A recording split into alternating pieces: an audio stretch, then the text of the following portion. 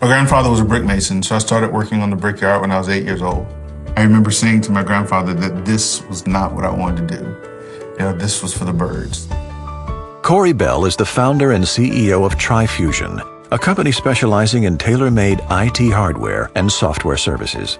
A man of principles, Corey has shaped his company to reflect his own values, creating a place where the word can't does not exist.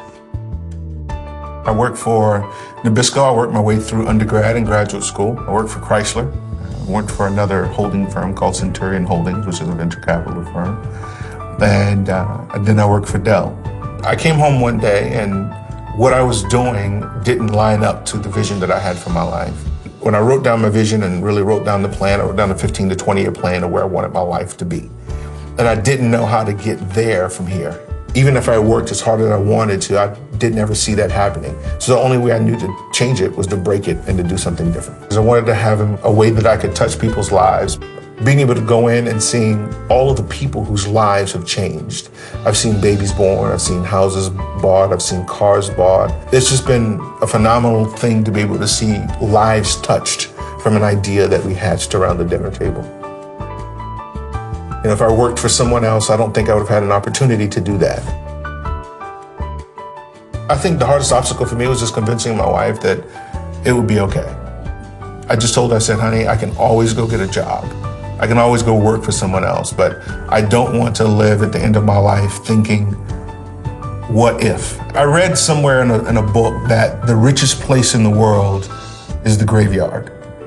People die with dreams that are never fulfilled, businesses that are never started, loves that are never found.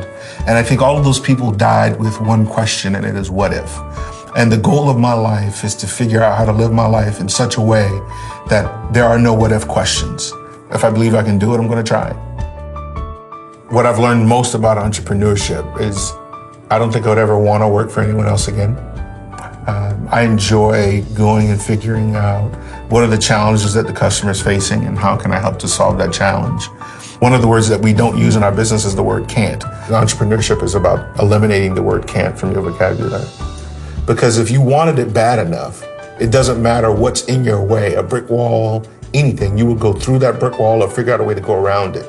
After my parents passed away, my wife and I, we brought 9 of my siblings to come and live with us. So raising 9 children while running a business, that's why I don't like to hear the word can't. Everything is possible if you want it.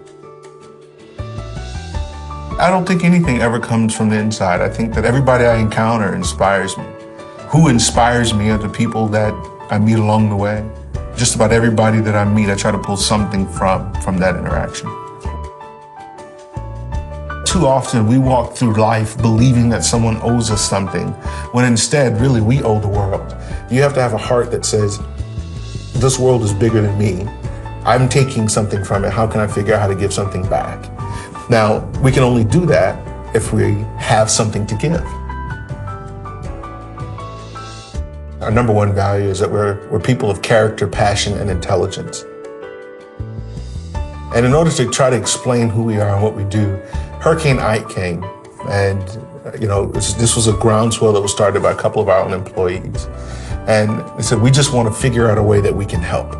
And so we got a moving truck, everyone donated, one of our customers donated some PCs, and we filled that entire moving truck up. It was a 20 and 25 footer, filled it up with supplies and drove down to Houston. At the end of your life, no one's really asking you about all the things that you did. They're really concerned about who you are. I don't want to live a life where, I come to the end of my life, whatever that time period is, and I didn't make an impact. Like, I try to live my life in such a way that says, if not for this person being here, if not for Corey being here, this would not have been done. And so I believe that we are all called to be people of impact. And so that's what drives me.